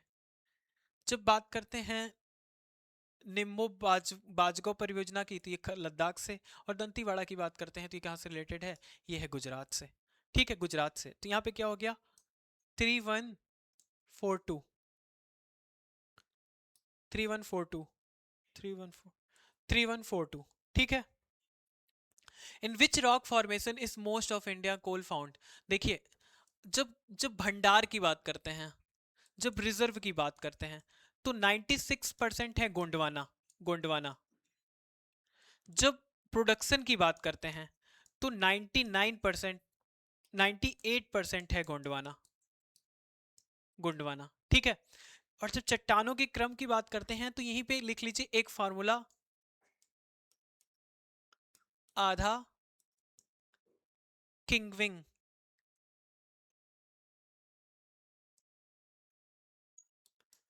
किंगविंग, आधा किंगविंग, इस फार्मूले को लिख लीजिए। अब इसका क्या मतलब है, आर्कियन, सॉरी, आर्कियन, धारवाड़,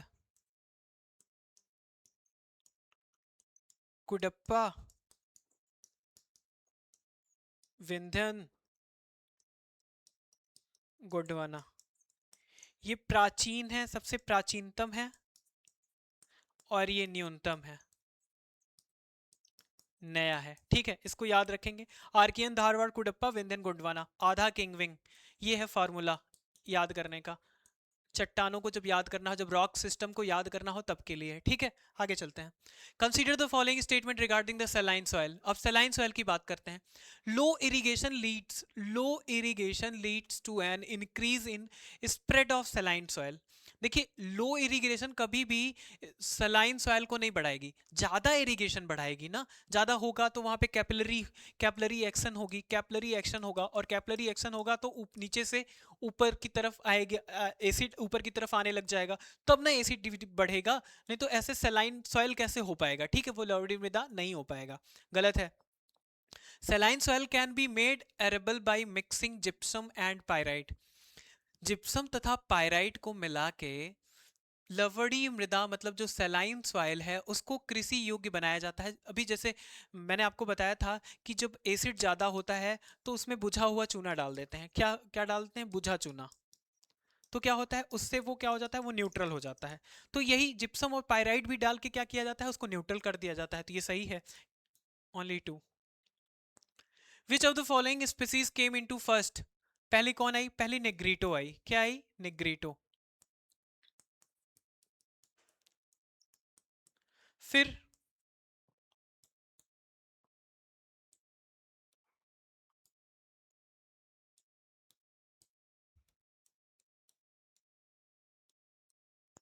पहले नेग्रीटो, फिर उसके बाद कौन आया? प्रोटो ऑस्ट्रेलेट। प्रोटो ऑस्ट्रेलेट। फिर कौन आया? फिर आया मेडिटेरियन। और सबसे लास्ट में कौन आया? नॉर्डिक। नॉर्डिक। ठीक है, नॉर्डिक। इसको याद रख लीजिए। ठीक है, इससे क्वेश्चन आ सकता है। Consider the following statement regarding the paper industry. अब कागज, कागज की बात करें तो 183 में, लगभग 183 ईसा पूर्व में, बीसीई में क्या हुआ था? चीन ने क्या किया था? कागज को डेवलप कर लिया था। ठीक है, अब यहां देखते हैं। It is weight gaining industry, नहीं, वेट लूजिंग इंडस्ट्री है, गेनिंग नहीं है, गलत है। The first modern paper industry was establish in 1832, सही है। सेरमपोर, वेस्ट बंगाल, बिल्कुल सही है। यहाँ पे क्या है? Titagarh, Naihati, Bansberia and major paper industry centre in West Bengal. ठीक है, आर। तो बिल्कुल सही बात है, ये भी सही है। तो 2 and 3 will be correct here. ठीक है। कोयना, मुंशी, भीमा। कोयना, मूसी और भीमा किसकी सहायक नदी है? कृष्णा की। अब कृष्णा की बात कर लेते हैं। यहाँ पे कृष्णा की बात करें तो कृष्णा कहां से निकलती है? महाराष्ट्र में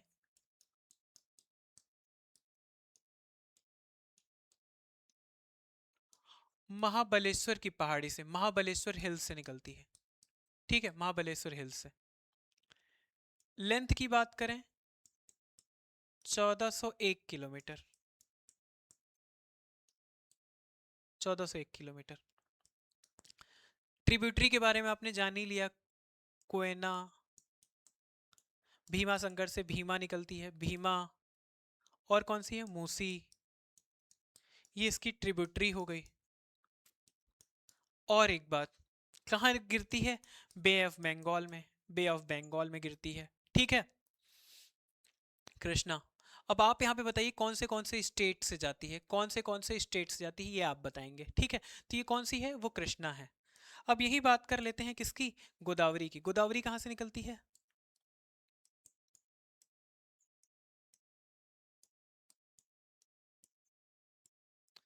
त्रयंबकेश्वर। त्रयंबकेश्वर की पहाड़ी महाराष्ट्र से। कहाँ से? महाराष्ट्र से। त्रयंबकेश्वर हिल्स। इसकी लंबाई कितनी है? 1465 किलोमीटर। 1465 किलोमीटर। ठीक है, कावेरी की बात कर लेते हैं। कावेरी की बात अगर की जाए,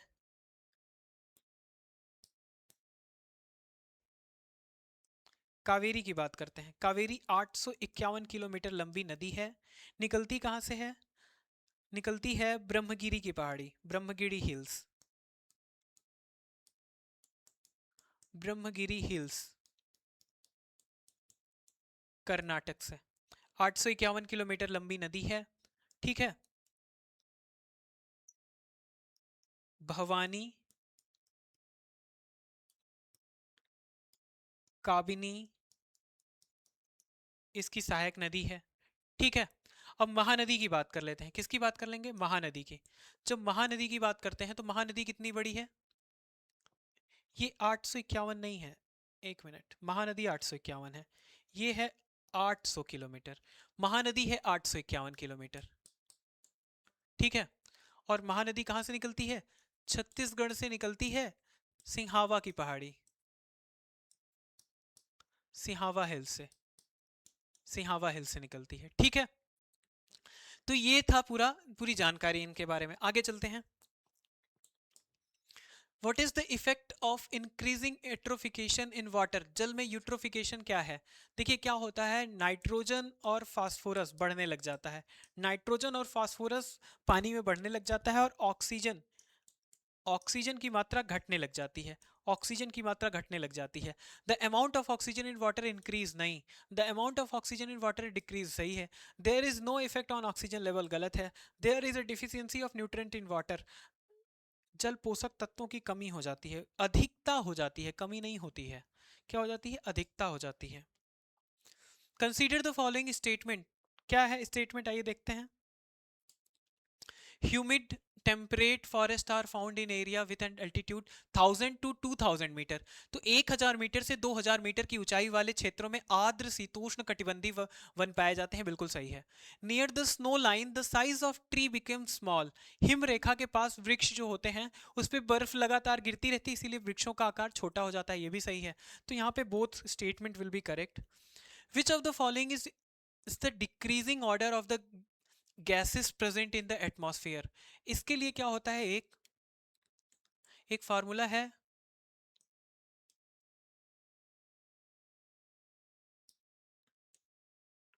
क्या है? Noack new, Noack new, Noack new, ये है फार्मूला। क्या है इसका मतलब? फार्मूला क्या है, बस रटने के लिए है और कुछ नहीं। वैसे पता तो आपको होगा बिना फार्मूले के भी, लेकिन फिर भी nitrogen, nitrogen, oxygen, argon, carbon dioxide, और फिर उसके बाद क्या है? Neon, neon. अब यही है इसका क्रम, सही क्रम, सही क्रम यही है। तो ये 78, फिर 21, 20 पॉइंट समथिंग, फिर 1%, तो ये इसी क्रम में है। ठीक है, अब देखते हैं कितना है। तो कहाँ पे है? ऑक्सीजन, नियॉन, नोआक, नोआक गलत है, ए यहाँ पे आर्गन होना चाहिए था।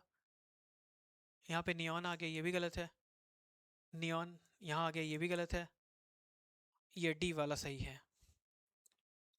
If rain drop fall on the ground with rapidly turn into ice, what is the called it? देखिए जैसे ये धरातल है, अगर पड़ने से पहले ही बर्फ बन जा रही है तो वो क्या कहलाएगी? स्लीट, स्लीट कहलाएगी। लेकिन पड़ने के बाद, पूरा फैलने के बाद बर्फ बन रही है तो क्या कहलाएगी? Rime, rime. Consider the following statement, निम्न कथनों पर विचार कीजिए। Patagonia and Gobi are major cold desert, ठीक है, सही बात है। ये मध्य एशिया की बात है। और क्या है? The Mediterranean biome is also called chaparral biome. देखिए भूमध्य बायोम को क्या कहते हैं? रोम सागरी नहीं, चैपरल बायोम कहते हैं। ठीक है, वही है रोम सागरी, शायद उसी को कहते हैं चैपरल बायोम। चैपरल बायोम को ही कहते हैं, बिल्कुल सही है, चैपरल बायोम को कहते हैं। तो यहाँ पे क्या हो जाएगा? Both statement are correct. ठीक है, according to Koppen's climate classification which code letter present the tropical desert climate.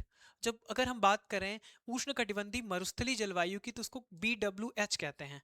आइए देखते हैं कि यहाँ पे कुछ चीजें दी हुई हैं जिनको रटना ही पड़ेगा। AF को क्या कहते हैं? उष्णकटिबंधीय वर्षा वन। AW को क्या कहते हैं? उष्णकटिबंधीय सवाना, मतलब ट्रॉपिकल रेनफोर्स, तो इसको क्या कहते हैं? Tropical savanna. BWH को क्या कहते हैं? उष्णकटिबंधीय गर्म मरुस्थल, हॉट डेजर्ट। CSA को क्या कहते हैं? भूमध्य सागरीय जलवायु, मेडिटेरियन। ठीक है। ET को क्या कहते हैं? टुंड्रा जलवायु, टुंड्रा। तो ये है इसके कुछ चीजें जिनमें से क्वेश्चन आ सकते हैं। ठीक है। Match the list given below. देखते हैं क्या है। बालखस कजाकिस्तान से रिलेटेड है। बालखस। आयर ऑस्ट्रेलिया से रिलेटेड है।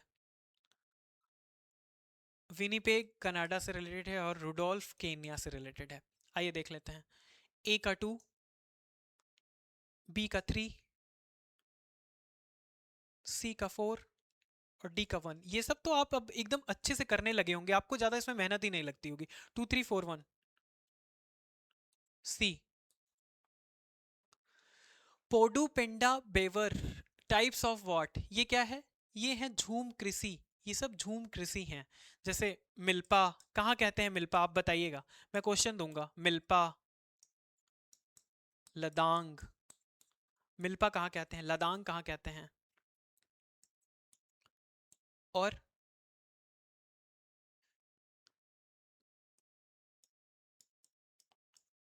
स्रोरी कहाँ कहते हैं? स्रोरी कहाँ कहते हैं? ये सारा कमेंट करके बताइए कहाँ कहाँ कहते हैं। ठीक है। कुछ नहीं मिलेगा तो बताइएगा, उसके बारे में हम लोग बात कर लेंगे आगे। फाइलाइट, जेनिस मतलब नीस, और schist and slate are types of which rock. किसके हैं ये? कायांतरित मेटामॉर्फिक रॉक के क्या है? उदाहरण है। Consider the following statement. क्या है? The central sericulture research institute was established in Berhampore, Kolkata. बिल्कुल सही है। In India only mulberry and muga silk are produced. हाँ, नहीं, इंडिया में इरी भी होता है, मलबरी भी होता है, ओक भी होता है, मूगा भी होता है। ये सारे टाइप इंडिया में होते हैं। इंडिया तो मतलब टॉप प्रोड्यूसरों में से है। तो ये वाला क्या है? गलत है। Only one. असत्य पूछा है ना? एक मिनट। असत्य पूछा है तो क्या हो जाएगा? Only 2। Arrange the following ocean in descending order according to their area. आइए देखते हैं। प्रशांत महासागर, प्रशांत महासागर, Atlantic ocean, Indian ocean, Antarctic ocean और आर्कटिक ओशियन। तो देखिए इसको क्रम में लगाते हैं। सबसे पहले आएगा, सबसे छोटा होता है आर्कटिक, आर्कटिक ओशियन। फिर होता है अंटार्कटिक,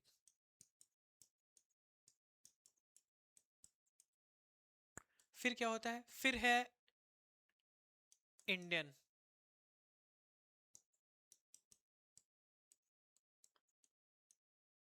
फिर क्या है? अटलांटिक,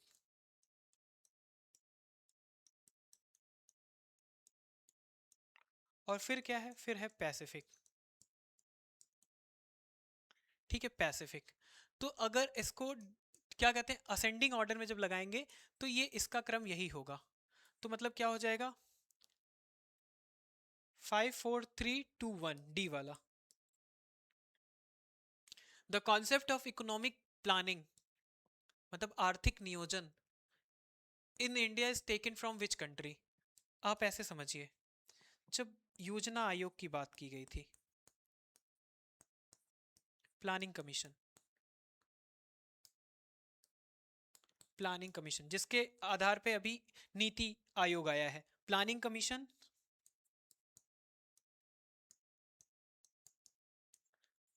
प्लानिंग कमीशन और 5 ईयर प्लान कहाँ से लिया गया था? कहाँ से लिया गया था? रसिया से। तो आर्थिक नियोजन यही है, आर्थिक नियोजन यही है। ठीक है, कहाँ से? Russia, Russia.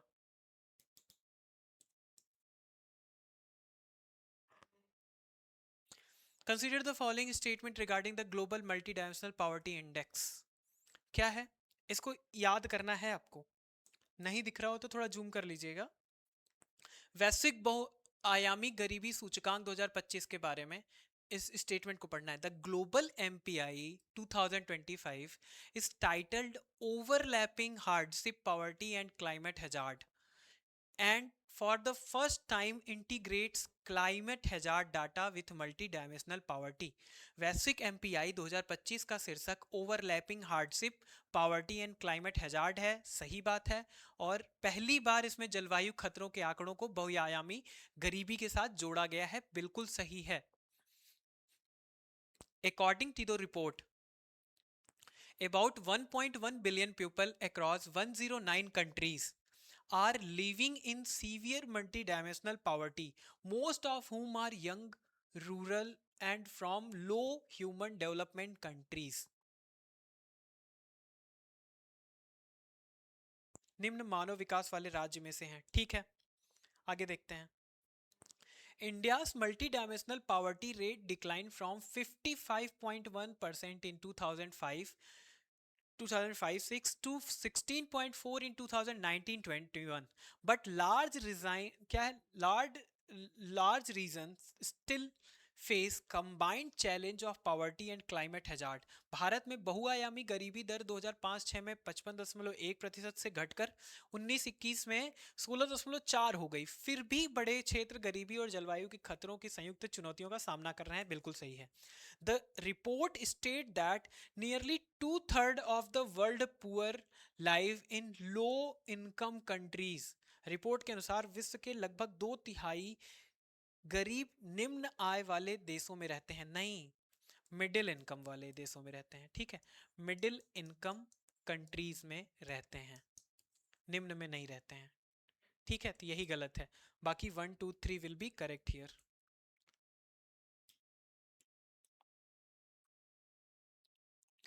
If a sample of camphor मतलब कपूर, नेफ्थलीन और dry ice is left open in the air, it disappear after some time.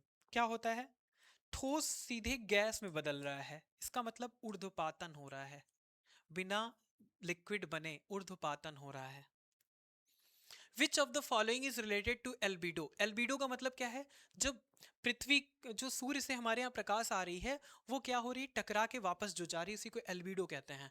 तो वो क्या है, परावर्तक, रिफ्लेक्शन, रिफ्लेक्टिव पावर, ठीक है।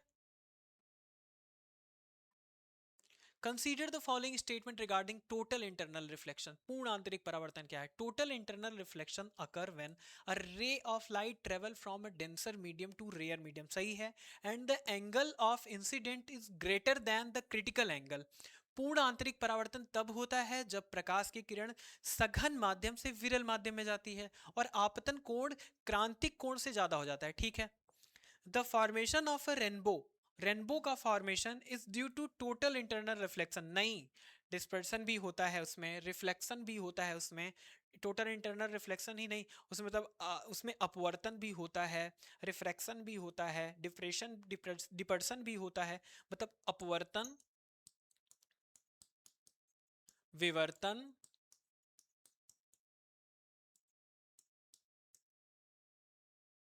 अपवर्तन, विवर्तन, परावर्तन, प्रकीर्णन, ये सारी घटना होती है, ठीक है। तो क्या हो जाएगा, ये दो गलत हो जाएगा, A will be correct here.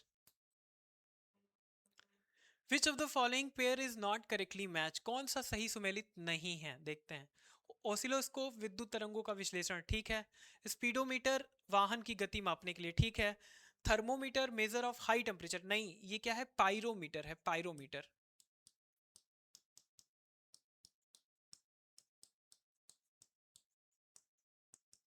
Pyrometer क्या करता है, उच्च तापमान को मापता है, बाकी ये भी सही है, हमारा सी यहाँ पे सही हो जाएगा। Which enzyme increase the rate of reaction between CO2 and H2O in red blood cell? कौन दर को बढ़ाता है, कार्बन एनहाइड्रेस, एनहाइड्रेस यही बढ़ाता है इसके बीच के क्या, एंजाइम है ये एक प्रकार का, जो लाल रक्त कोशिकाओं में CO2 और H2O के बीच प्रतिक्रिया दर को तेज कर देता है, ठीक है, तेज कर देता है। Carbonic anhydrase.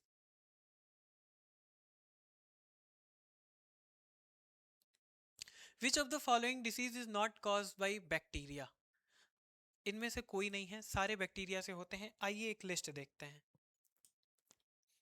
लिस्ट क्या है देख लेते हैं। जब विषाणु से, वायरस से क्या क्या होते हैं? कॉमन कोल्ड, ठीक है, कोविड-19 भी वायरस से ही था। Flu, HIV, dengue, chicken pox, measles मतलब खसरा। और बैक्टीरिया से क्या क्या होता है? Tuberculosis, cholera, typhoid, diphtheria, leprosy और पेचिस मतलब डिसेंट्री, ठीक है। और फंगी से क्या क्या होता है? कवक से रिंगवॉर्म, एथलीट फूट, स्कैबीज, कैंडिडिएसिस और फंगल अस्थमा, ठीक है, ओंकोमायोसिस। ये सारी चीजें इसी से होती हैं, ठीक है। अब आगे देखते हैं इस वाले क्वेश्चन को। Consider the following crops of India. Bharat के निम्नलिखित फसलों पर विचार करना है। लोबिया मतलब काउपी, ग्रीन ग्राम और पिजन पी, हरा चना और अरहर दाल। Which of the above is are used as pulse fodder and green manure? ये सारे हैं, ये सारे, all of the above. Which of the following is an indicator of air pollution? कौन सा है? puff ball, सैवाल, लाइकेन, मॉस। लाइकेन है ये, प्रदूषकों का क्या करता है? अवशोषण भी करता है, और इसको इंडिकेटर कहते हैं एयर पोल्यूशन का। Which of the following is not correctly match? कौन सा नहीं है? सिरका में उपस्थित अम्ल, एसिटिक एसिड, सही है। Hard compound present in bones, calcium phosphate, सही है। एसिड फाउंड इन स्वेट, पसीने में पाए जाने वाले अम्ल, मैलिक एसिड, नहीं। लैक्टिक एसिड होता है, लैक्टिक एसिड होता है, मैलिक एसिड नहीं। Acid present in gastric juice, क्या है? हाइड्रोक्लोरिक अम्ल, ये भी सही है, सी वाला हो जाएगा। The cause of light scattering in the atmosphere is, प्रकाश के प्रसार का कारण क्या है वायुमंडल में? क्या है? धूल कण। धूल कण की वजह से ही प्रकाश फैलता है। Which of the following glands in human body is an endocrine and exocrine? दोनों। कौन सा है? ये अग्नाशय है, अग्नाशय है मतलब पैंक्रियास। पैंक्रियास की जब बात करते हैं तो ये दोनों है, ठीक है, ये दोनों है। जिसमें क्या होता है? जिसमें मैंने आपको बताया कि alpha beta gamma, alpha beta gamma और डेल्टा भी है।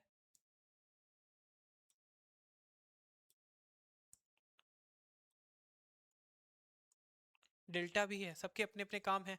ग्लूकागॉन, ग्लूकागॉन, इंसुलिन, फिर ये क्या है? गामा से है गामा से है न्यूक्लियोटाइड, ठीक है। फिर ये क्या है? ये है सोमेटोस्टेटिन, सोमेटोस्टेटिन। तो ये कहने का मतलब ये सब भी करता है। और एंजाइम भी हैं ढेर सारे जो पाचन में भूमिका निभाते हैं, तो ये एंडोक्राइन भी है और एक्सोक्राइन भी है, ठीक है। बाकी के ये सारे क्या है? ये एड्रीनल क्या है? एंडोक्राइन है। पैराथायराइड क्या है? एंडोक्राइन है। थायराइड क्या है? एंडोक्राइन है। In which of the following is an nitrogen and essential component? तो क्या है? नाइट्रोजन कहाँ इंपॉर्टेंट है? क्लोरोफिल में भी नाइट्रोजन की महत्वपूर्ण भूमिका है। आरएनए में तो न्यूक्लिक एसिड है ही है, डीएनए में भी न्यूक्लिक एसिड है ही है, तो ऑल ऑफ द अबव हो जाएगा। विच of the following pair is not correctly match? कौन सा करेक्टली मैच नहीं है? ओपियम, हींग, एस्फोटिडा, रबर और क्विनैन। तो देखिए ये फूल नहीं होता है, ये फल होता है। क्या है? फल। ये फ्रूट है, फ्लावर नहीं है।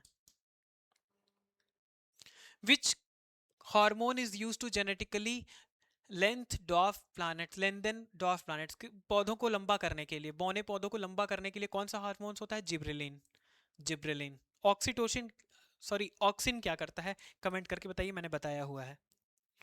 Which of the following pair is not correctly match? कौन सा करेक्टली मैच नहीं है? हनी, एंजाइमेटिक हाइड्रोलिसिस, लैक, अगर लाख की बात करें तो पलास वृक्ष सावण, गलत है, ये सही है। कोरल, कैल्शियम कार्बोनेट का अवक्षेपण, प्रेसिपिटेशन ऑफ कैल्शियम कार्बोनेट, ये भी सही है। पर्ल, मोती, जैव खनिजीकरण, बायो मिनरलाइजेशन, ये भी सही है। जो ये लैक होता है, ये ये कीट से होता है। किससे होता है? इंसेक्ट से, इंसेक्ट से होता है। ये पलाश के वृक्ष का सावरण नहीं, कीट का सावरण होता है। तो यही गलत है यहाँ पे, ठीक है। Which part of the brain is associated with intelligence? Cerebrum, cerebrum, ये तो बता दिया है हम लोगों ने, बहुत अच्छे से देखा है इसको। Which of the following is the bone of the ear? कौन सा है? मेलियस, स्टेपीज और इनकस, सारे हैं। Where has the national brain research centre been established? Gurugram, Gurugram में 1999 में, 1999 में किया गया था। Consider the following statement regarding the small intestine. छोटी आंत के संदर्भ में निम्नलिखित कथनों पर विचार करना है। क्या है? Jejunum is the coiled and middle part of the small intestine rich in digestive gland. Jejunum छोटी आंत का कुंडलित और मध्य भाग होता है जो पाचन ग्रंथि में समृद्ध होता है। बिल्कुल। पहला ड्यूडेनम होता है, ड्यूडेनम होता है। दूसरा क्या होता है? दूसरा जेजुनम होता है, जेजुनम होता है। तीसरा इलियम होता है, इलियम होता है। ठीक है, इलियम होता है। पहला, दूसरा, तीसरा। तो जेजुनम बीच वाला पार्ट है, ये वाली बात सही है।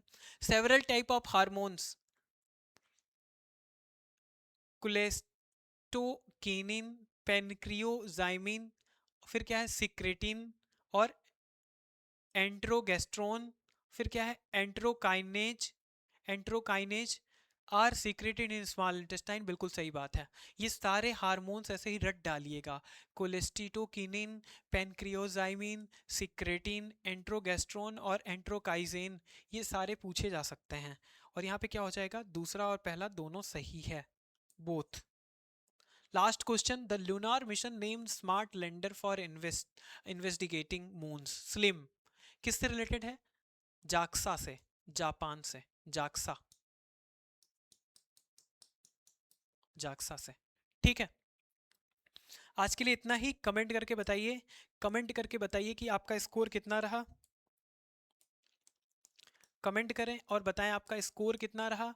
और उसके साथ साथ ये भी बताएं कि क्या कोई इसमें से कुछ कुछ चीज़ ऐसी भी हैं जो रिफॉर्म की ज़रूरत है, तो आप बिल्कुल बताइएगा, उसको किया जाएगा, उसको भी रिफॉर्म किया जाएगा। बाकी का और भी अगर आप कोई चीज़ चाहते हैं कि इसमें मैथमेटिक्स के जो अभी लेवल थे ये अच्छे थे, ख़राब थे, आप कमेंट करके बताइए। और कुछ नया ऐड करना चाहते हैं तो आप उसके बारे में भी बताइए। धीरे धीरे थोड़ा थोड़ा बदलाव आता रहेगा और आपकी तैयारी को मजबूत बनाया जाएगा। तो भरोसा रखिए और साथ साथ तैयारी करते चलिए, आपका सिलेक्शन 100% होगा। आप सभी का बहुत बहुत धन्यवाद। मिलते हैं अगले लेक्चर में।